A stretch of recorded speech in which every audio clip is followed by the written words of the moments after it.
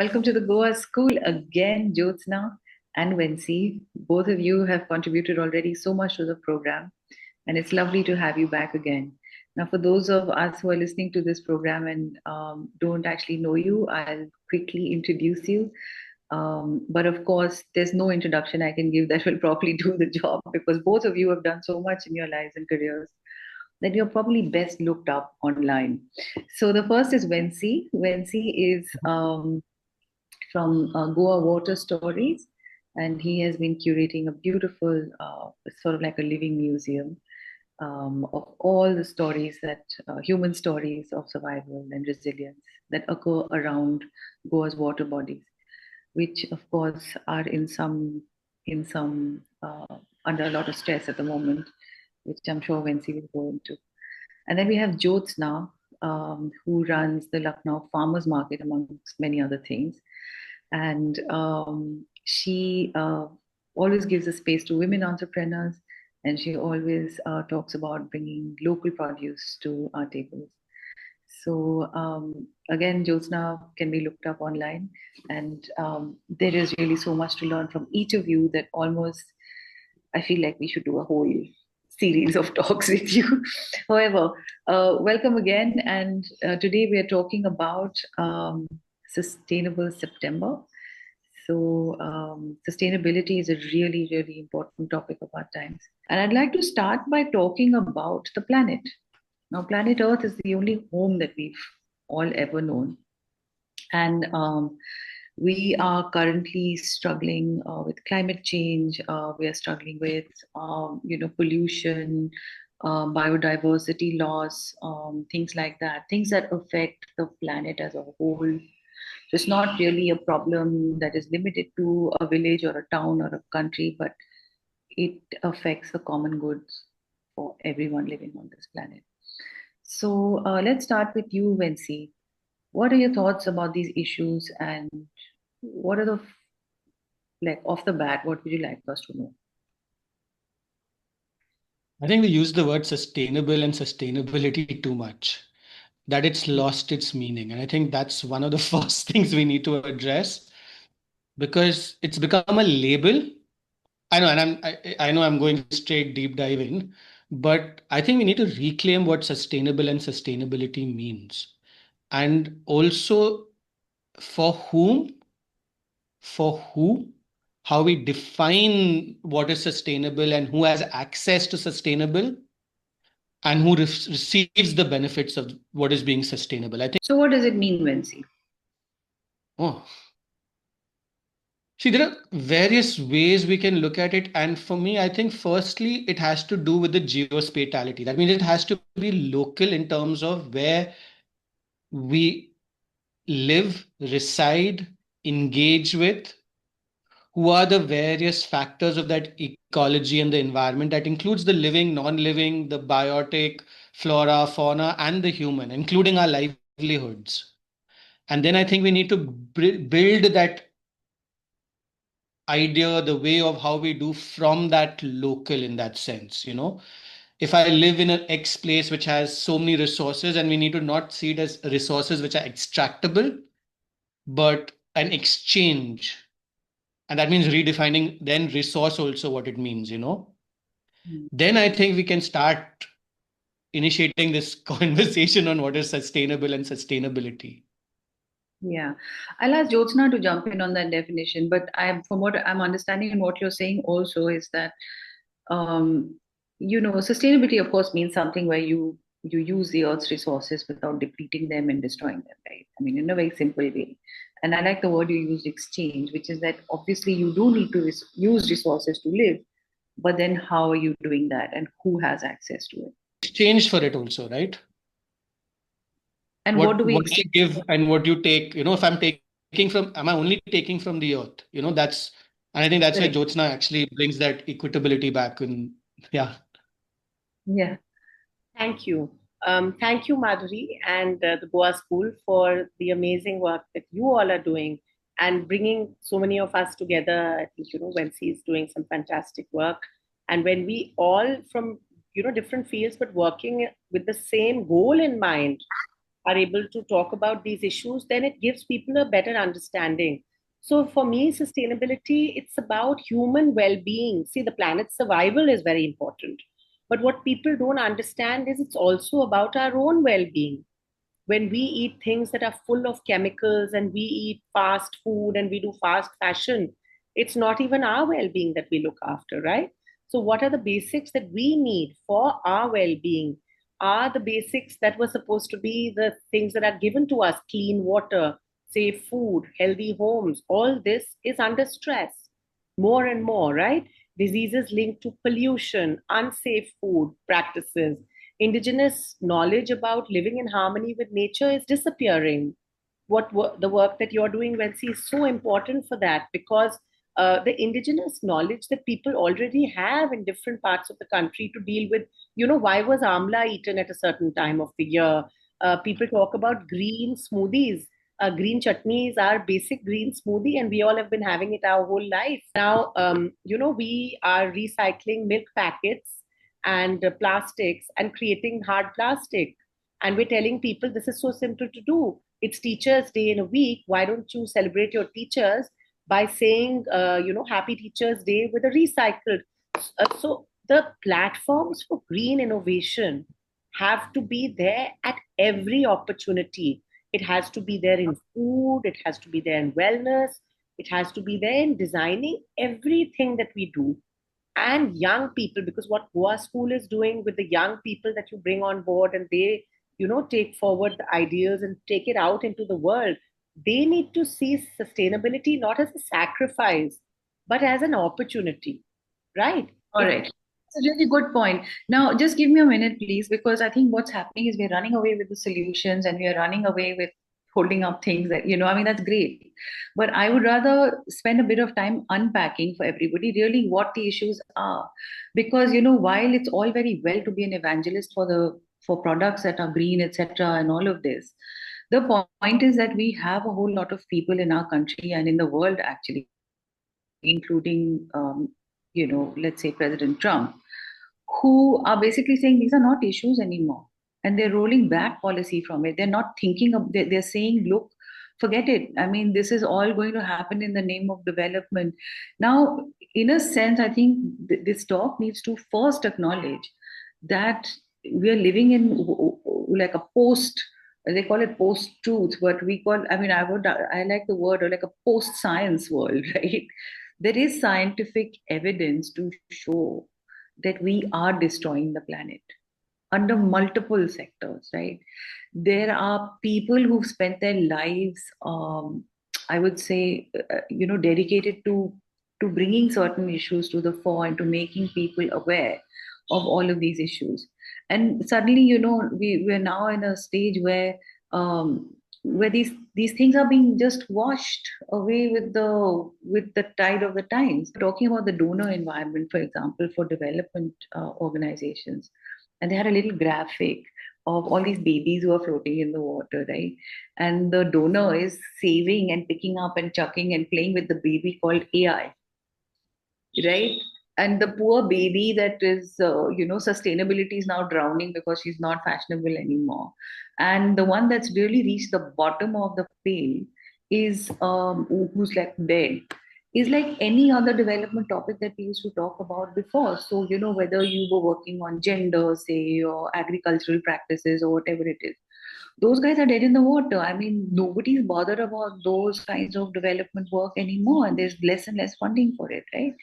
So, but my point is, are we not kicking ourselves in the foot? Because the more you talk about sustainability, the more you need to resurrect and work at those same very levels of, whether it's gender or farming practices that are, use less water, etc., etc. I mean, just giving you two examples that I used before.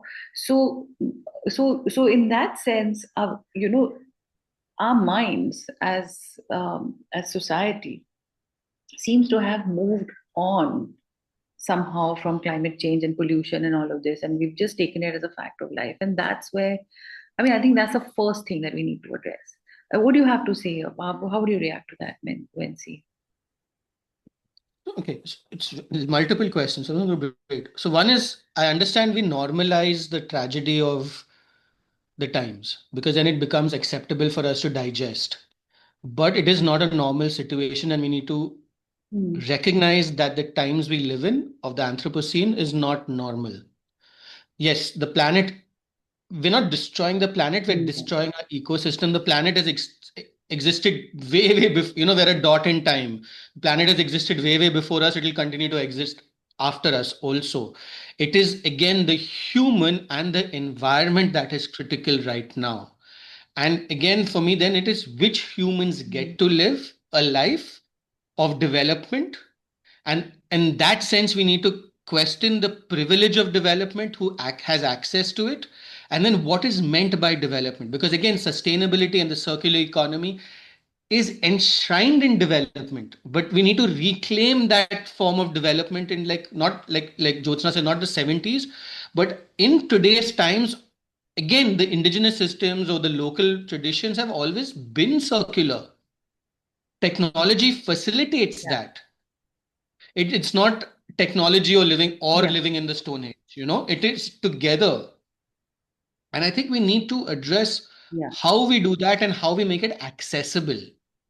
And it is also making accessible. It's because again, because I have resources, I can eat green food, or I can eat organic food, but the rest cannot.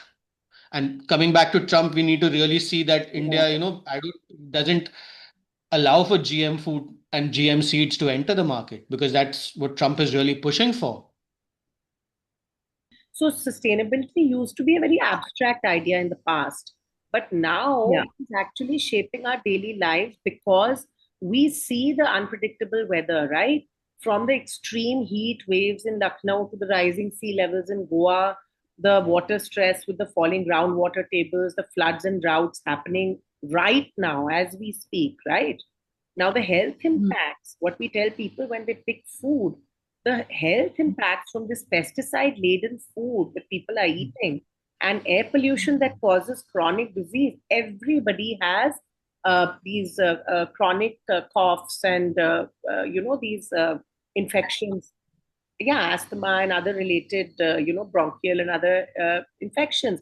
On the other hand, you're reading about farmers suicides, there's livelihood insecurity, where farmers and artisans are really struggling against unfair this markets as well as climate shocks, right?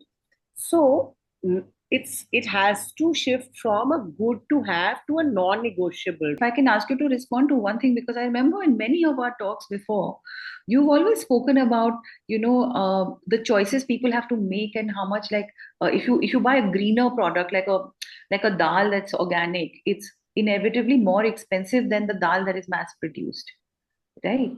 And this is a staple food. So what arguments do you use at the farmers market, etc., and how do you get people to understand that it's not only about spending more, but about a whole way of life? Yes, thank you, that's very relevant. If I'm telling you that a organic dal, which looks so much better to you, right, because it's not shiny and pink masoor dal, it's slightly yellowish and it's slightly dull colored, right? But the taste is so much better. The protein and the nutrition and everything that it gives you, right? That's another fact. Now, apart from that, now if you have this feeling that if I'm buying this dal for maybe 30 rupees a kilo extra, apart from the nutritional benefit it's giving me and my family, I am actually changing a way of life for farmers, right? Because I am making sure that somebody's livelihood is going to continue. The farmers are not going to burn their onions in the fields this year, because they don't have, because the government went and imported onions as soon as the onion, there weren't enough onions. So your well-being is directly linked, firstly, right? It's not the polar bears in the Arctic that are sitting on that last ice cap that's melting. Now it's our food, it's our water, right? It's our health. The minute we realize that it's not the last polar bear on the ice cap, but it's me, is when we need to start rethinking things, not just for ourselves, but as Wency does, also for the whole environment and for the whole chain. And for you as well, I mean, the way you bring farmers food to the table, you're basically creating a sustainable chain where they're able to bring their produce to market, right? Now, I mean, I'm all for this, and I hope more and more people understand this intuitively, that it is about the self, and the self is about community, and then it's about the planet. But you mentioned Jyotsna, asthma and extreme weather and things like that, and when it comes to droughts and farmer suicides, etc. There is a certain, it's almost like an emergency level. We have to deal with it at an emergency level. It's no longer something that we'll get to eventually, or the world will learn this and we'll bring green collar jobs in, and slowly everyone will understand. Would you agree, Wency, that it is like an emergency situation right now? It is critical. We are at critical levels of, I think we've crossed a lot of points of no return. But again, if you notice during the pandemic, when we did a hard stop on a certain model of development, there was a recovery of an ecosystem. So the intent is actionable, but you need that intent, and we don't need to have an hard prison-like state to make us, reverse and force an intent. Right. And again, when we talk about the eye and what we eat, it is directly correlatable to that single polar bear on that last block of ice. Because if I follow ecologically sound practices, we will create less harm to our ecosystems, and our ecosystems are interconnected. There is no siloed ecosystem. It is because of the Arctic, because of the Himalayas, because of the Western Ghats, we have a monsoon. You cannot take out one without the other. And it is because of that monsoon we have water. Because of that water, we have plants growing in agriculture and rivers and streams. So if we start cutting our forests, you're not going to have a monsoon. You don't have a monsoon, you don't have food. You don't have food, you're going to have Arctic meltdowns, right? Because you're, again, cutting the monsoon, you're creating heat, you're using chemical processes, you're creating more fertilizer, which is again going to, it's a chain reaction. Yeah. And we can't then get into water boundaries about it, first cut the plastic, first cut the carbon, first, no, it has to be a hard stop. Like, hey, we are on the wrong path, stop, take a U-turn. It's going to be hard, it's going to be difficult, but we saw it is recoverable. We saw the recovery. During COVID, right? When economic activity just shrunk and we didn't go out, and basically. Exactly. Well, I mean, other than this, I do also want to still bring it home a little bit. We live in, I was just going to say, we live in cities, we use transport, there's so much more than just food that we do every day, right? I mean, it's fashion, it's what we wear. So while you might think that, listen, cutting down trees is not me, it's some other person who does it. But we are doing things like on an everyday basis, which contributes to this pollution. So for example, I mean, nowadays, like if you have a meeting, you don't need to travel to that country to have a meeting with that person. You can just get on Zoom, right? So what is your carbon footprint? What are you as a human leaving behind on this planet? I mean, I think that is something that I spend huge amounts of time thinking about this because, guilt. I feel guilty, for ordering from Amazon, and I feel guilty for doing all these things because I just feel that I don't want to leave a bad footprint on this earth, right?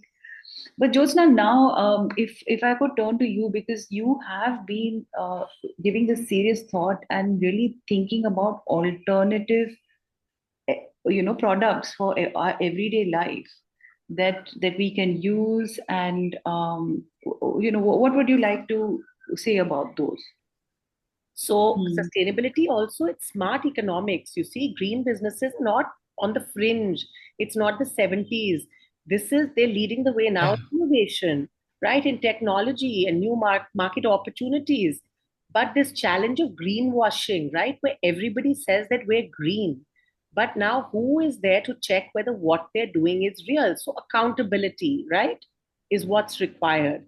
So, the circular economy is something that has to be promoted through zero waste events. I think, probably the Sanat Kada festival is the only festival I've seen that said at the end of their festival, the Mahindra Sanat Kada festival here in Lucknow, that, this much waste was created, we generated so much compost, and this much went to be recycled. We have to think about what are the changes we can make in our lives every day. Like Madhuri and Wency, both of you know my parents. Imagine they make everything that they eat and they grow most of what they eat. Okay. So, I mean, Exactly. obviously, everybody can't do that. But in our kitchens, Yes. eat local, seasonal, and pesticide free food, right? You don't have to buy from my farmer's market, but everybody has a friend or a father's friend or a driver or somebody who has a mustard field if you're in the north, or near the coconut growing area in the south. So get that mustard oil directly when it is cold pressed mustard oil, right? That's the most important thing. This canola oil and this palm oil that's mixed into all the food. This is the one of the roots of all the diseases that all of us are facing. And we're cutting down Amazon rainforests to to. So how can we stop it? We have to stop buying it every time we go out. Why is it that people just, as soon as they leave the house, they need to buy a little drink, a little fizzy drink in a little packet of something? Whether you go to the top of a mountain, or you go to the most beautiful beach, or the most amazing place you go to. We grew up carrying a water bottle. Why can we not, for the rest of our lives, just not leave our house without a water bottle? These are very simple things, like, so we have to divide this into things that are doable. So, I mean, one is picking the things that we eat. Nobody says that if you're vegetarian, you have to eat broccoli throughout the year. Broccoli is not even a natural vegetable. Okay. So when it's kaddu and loki and pickle and turai and Yeah. season, let's eat those vegetables. Yeah, so you're saying you don't have to necessarily eat those things that are, like imported ideas, quote unquote, Yes, because then there's transport involved in yes, bringing those things to your table, right? exactly. So It's so much better to go back. yes, and if we are going gluten free, or if we are going, lactose intolerant, so just cut the milk out, na. Almond milk and all this nut milk and all, it's very bad for the environment. Just think of how many almonds, and you're wasting all that almond waste is being thrown. The fiber is being thrown away, and you're just getting that much milk, as well as even any kind of lactose options that you have. So if you're lactose intolerant, forget about the milk, right? And nobody says you have to eat avocado, being vegan. These are things that are only for the very rich. Growing avocado is something that's very tough on the environment. So let's choose the things that our grandparents used to eat. And let's eat all the things that were eaten normally. So when it's karonda is something that's grown here in UP, it's very rich in antioxidants. Nobody says we've got to eat those berries that they are promoting in the West, but there's goji berry, and there's something called sea buckthorn that grows in the Himalayas. Let's get those directly from our farmers in Uttarakhand, and so it's in our choices. We have to choose those it's like fair trade. Now we have to become fair traders, and we have to ask choices. Don't just go to that large supermarket and buy everything on the shelf that says it's labeled, right?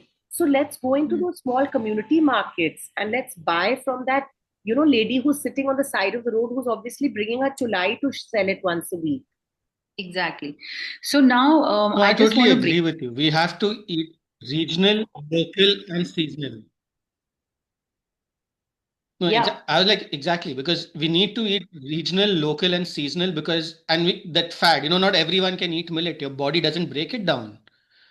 And again, the community that grows it has a traditional capacity to break it down, and now they no longer can afford their own food. yeah. And I think that's critical, this like eating things that are not from here. It is just consumerism, which again, whether you look at the carbon footprints, again, that's another large area of conversation in terms of carbon credits. But just to close that, I would say, yeah, reuse, reduce, recycle, repurpose. These are again part of traditional culture. But I just want to sort of quickly talk about 2 minutes. This word indigenous knowledge, I mean, it's a phrase that people in development talk about a lot, but like, what on earth does it mean? So I just thought I would like give some examples. So, for example, harvesting water when it rains a lot, and when there's no rain, you can actually use that water. So certain cultures know how to do that. Certain cultures know how to build, like, so that the house remains naturally cool. So they build with indigenous materials. Indigenous just means local. Okay, so when it's local, you build with something, and then the house stays cool. And we have this sort of knowledge and architecture in many of our in our villages. For example, we use thatch and things. Now, I'm not saying we need to go back to using thatch if we're not, but certainly you know how to build jali windows or other things like that, which allows for air circulation and keeps you cool, and you don't have to do things like using air conditioners all year round or living in a totally air conditioned environment. So this is what we mean by saying use more indigenous knowledge, which is that we already know how to live in a sustainable way. It's just that we seem to be, for whatever reason, leaving that behind and moving towards this quote unquote modern way of life, in which everyone has to look a certain way, drive a certain car, have certain number of air conditioners in their house, and that sort of thing. Okay. So for me, knowledge, again, indigenous again is like sustainable, a much used word, and then it gets exoticized, it gets fetishized, and invariably it's stolen knowledge. You see that in the forms of permaculture, and when people teach permaculture, they're charging you 25, 30, 40,000 rupees, but it's knowledge of people who've been working in the land. And for me, I think that knowledge needs to be validated from where it comes from. It comes from the communities, it comes from people in constant engagement with their environment. It comes from lived experiences of oral traditions told by your forefathers, your ancestors, but it is not a singular familial knowledge, but rather a community knowledge where everyone has shared their learnings with each other so that the community grows, not a singular grow. And for me, that is where the indigene or the ground up knowledge starts and emerges from, because otherwise the education that we all are part of is this colonial which is from outside in.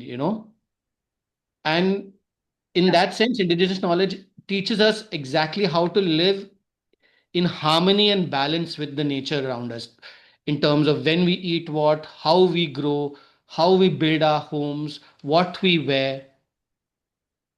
And it is seasonal. It is like, winter, spring, this thing. It's not, it is extremely high fashion. It's just not an H&M high fashion. It is local. It is from rooted in that sense to the water and land. Right. Absolutely. And Jyotsna. So again, it's not a buzzword, because this is wisdom again, like Wency said, right? This is the traditional wisdom that's been passed down through generations. And it's shaped by basically living closely in nature and then interacting with, whatever the outside, different factors are. Now, since I've been working now in UP for the last 15 years, so what are the mango growers doing, right? The natural methods that they've been using, mulching leaves, intercropping with pulses, enriching the soil without chemicals, right? Using neem, building ponds, step wells that stored rainwater, recharging groundwater long before pipelines and tankers came in, right? Farmers across India saving local seeds, using neem, turmeric, tulsi for healing, celebrating food festivals, all the food festivals, all the harvest festivals, Onam, Yes. everything is around the harvest, the rhythm of the seasons. So bringing these traditions into the modern context. So whether it's supporting organic farming, showcasing recipes, pickles, even pickles, whether they were pickled in water, all pickles are not bad because they're oil, right? They were pickled in water, even when it's pickled with oil. Basically, what are you doing? You're preserving that fresh fruit and vegetables so that you can eat it at a time when it's not available, right? then promoting the local Right. crafts and natural products, keeping roti in that box that's made out of the moonj grass. Much better, it absorbs and keeps the roti fresher than keeping it in, plastic or even in steel. So the indigenous knowledge is not outdated. It's resilient. It's eco-friendly. It's also Yes. cost-effective. So at a time when climate change is disrupting modern systems, these practices are actually a blueprint for us for a Yes. healthier and a long-term sustainability. In that fact is it's about long-term. Like for instance, so many of the things I wear, I think like this bangle. It was my mother's. I don't know if you can see it. It's like already 30, 40 years old. Mostly I love wearing my mother's and my grandmother's handloom saris. This just happens to have been given to me by my cousin at Raksha Bandhan. I don't like buying my own clothes now. Like Sudha Murthy said that when she came to Banaras, she decided to give up something and she stopped buying clothes for herself. Now all of us are a little vain, and I also run a farmers market. I have to buy things from all my entrepreneurs. But I've made a conscious choice that I'll stop buying things for myself. It's my birthday next month, by the way. But what I mean is that how many things do we need, right? I have saris that were my mother's and my grandmother's. I'm 49 years old almost. I've been acquiring clothes my whole adult life. So why can't I recycle, upcycle, reuse? If I'm going for a wedding, lend my wedding gararas to my friends all the time and their daughters and granddaughters if they want. I have no idea whether my children are going to want to wear them.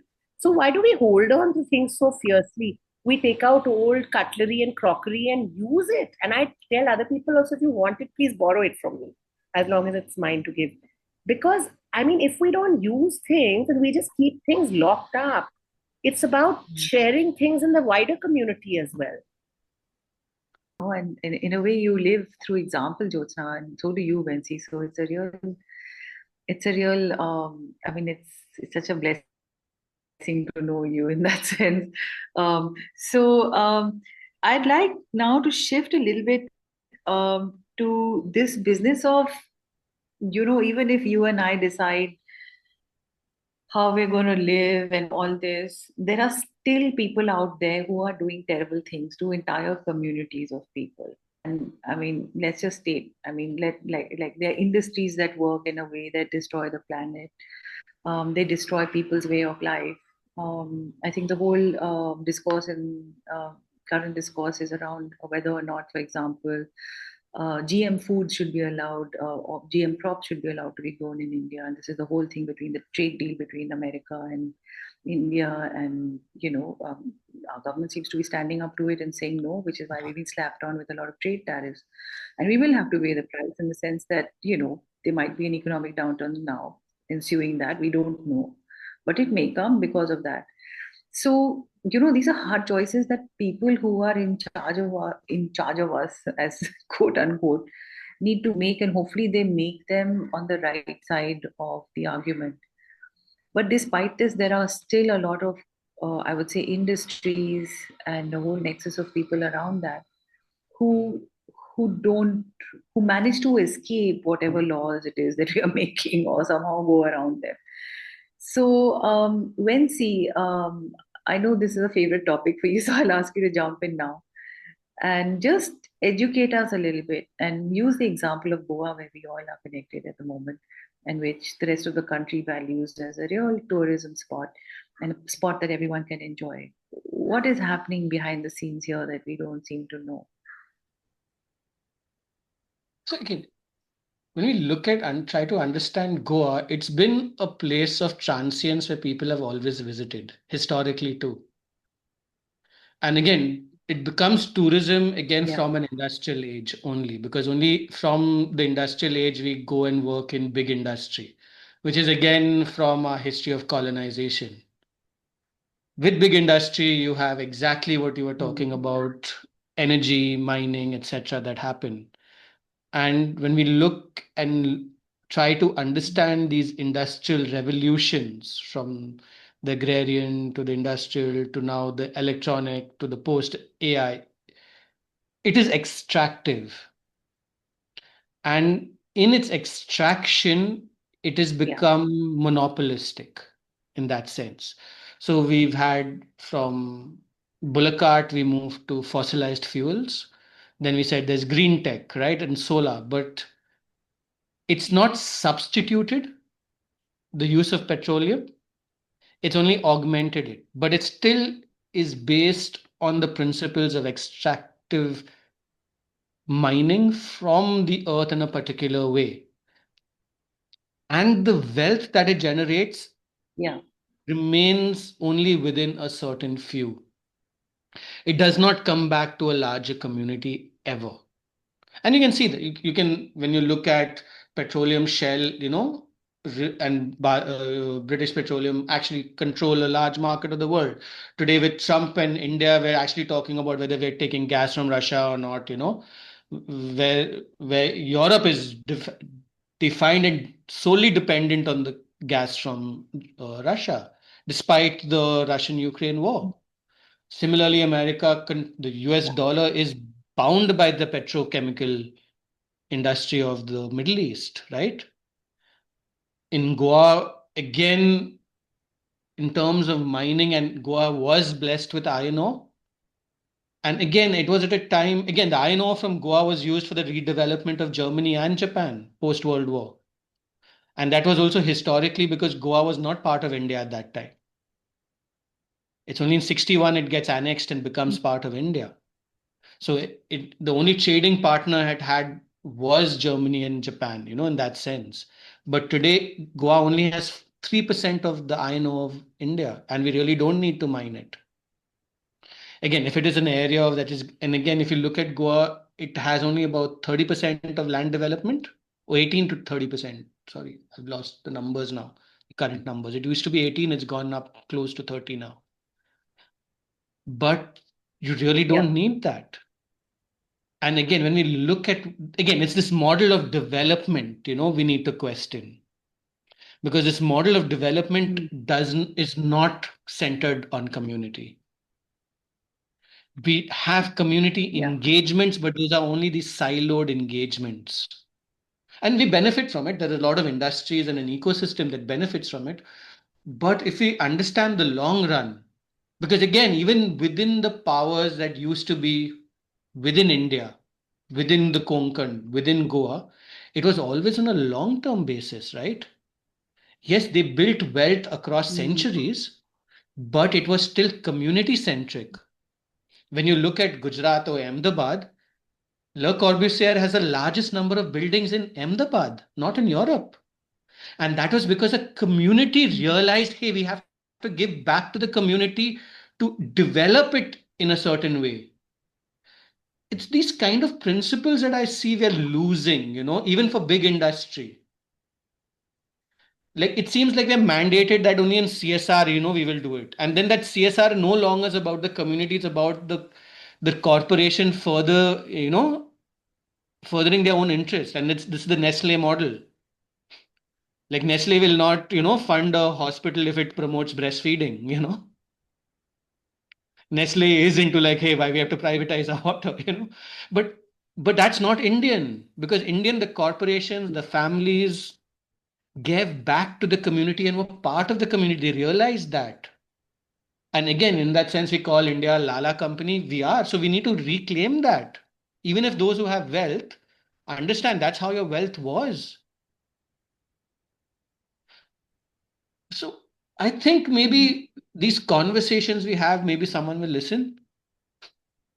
They will realize, hey, the cost of extractive exploitation needs to be calculated, not just in terms of a profit loss margin, but also I think its impact on the ecology and the communities there. Yeah, maybe it's going to be impossible for me to buy an iPhone or a laptop or a pen, which is made in metal, or a ruler, But then we will find and substitute, or we'll pay the real price for it,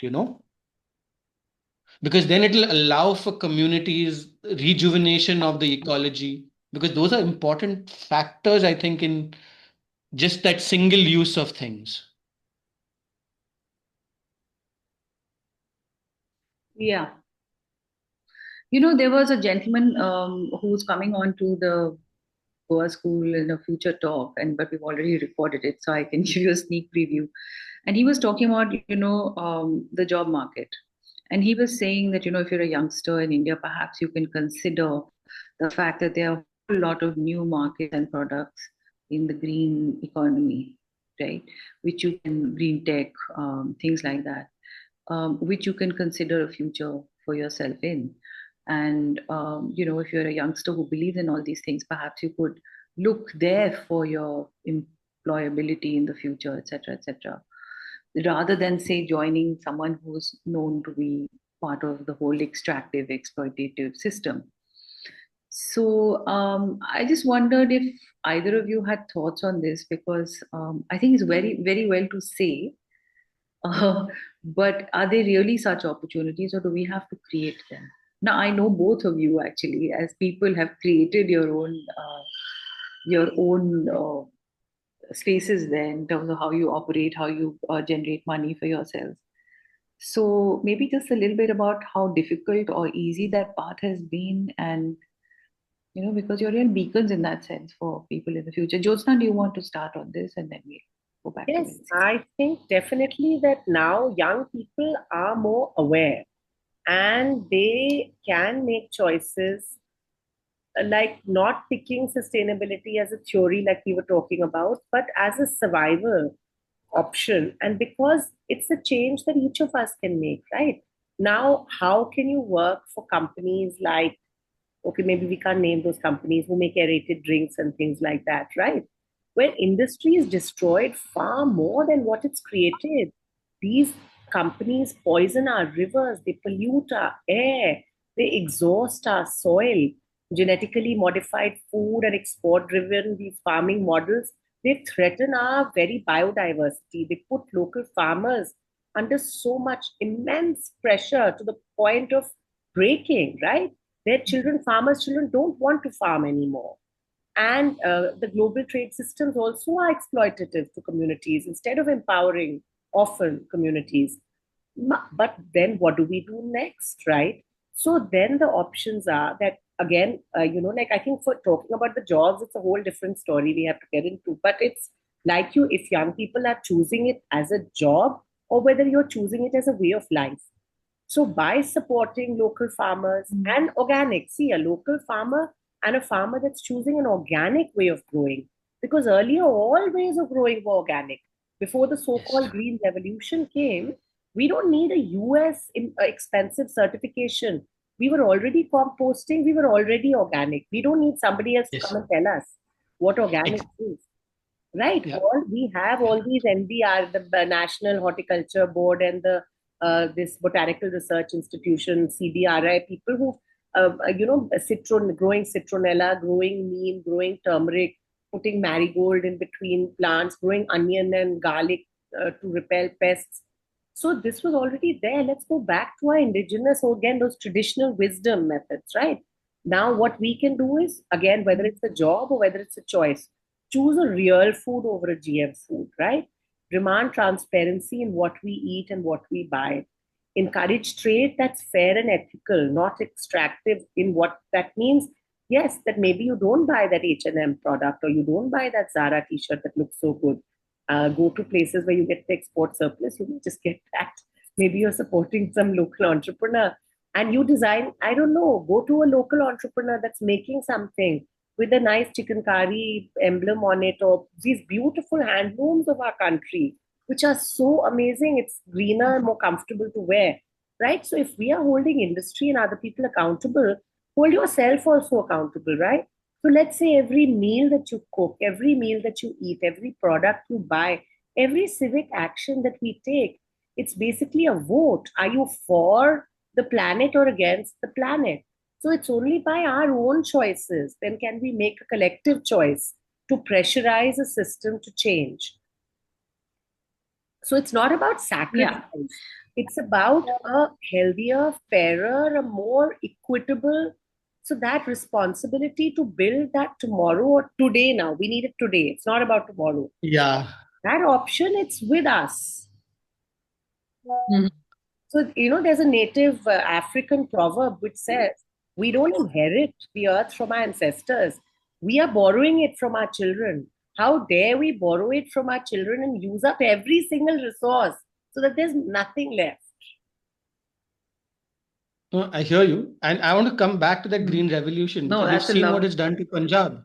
We saw what it's decimated Punjab and it's created so many other problems in terms of what we look at Punjab today.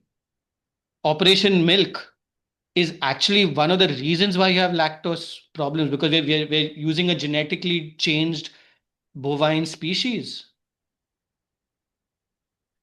But yeah, I think we should need to talk about and Yeah. separate labor and jobs with livelihood. Because then I think it becomes a far more interesting conversation when we look and understand it as livelihood. Because then we talk about what do we need to live Yes. rather than what do I need to build a profit margin.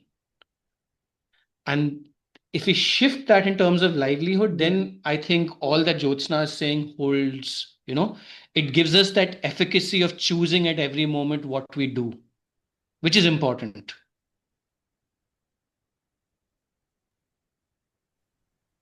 Yeah. And do you find through your experience that you can actually create a good life for yourselves just by doing that? Or do you feel that Not you just a have to good sacrifice life, some stuff? it's a great life. Because, every act that we do, every small thing, it's a seed that we are planting together that's going to grow into a huge tree of change, right? So, and then through this, after all, we meet other people doing things like you, like Wency, like so many other people that I work with. And it's so inspiring to see them actually walking the talk and living that life every day. So, if they all can do it, and people have done it for generations, why Yes. would we move away from that? Yeah. I think these are good things to think Excellent. about. Well, Yeah. that's an amazing point. Yeah, and an amazing point to close this wonderful talk. I mean, it's a topic that at least we know because we know each other personally as well. We can go on talking forever about, and there's so many options out there. But really, I mean, the two of you have been such excellent role models to our fellows at the Goa School, and it's lovely, lovely to hear from you about all the things we can do together. And I hope more of us will start thinking about reducing consumption and waste at the very least, but also going into that lifestyle which allows us to buy local and seasonal and also support sustainable brands and do everything all the way up to actually maybe joining some sort of civic action against those forces in our country that don't allow us to develop in the way that we'd rather develop, which is sustainably. And I hope that this talk has also been able to unpack that word a little bit for us and all the things that it means. So happy Sustainable September, everybody. Thank you so much for joining us and all the best. Thank you, Madhuri. Thank you so much. I'll stop.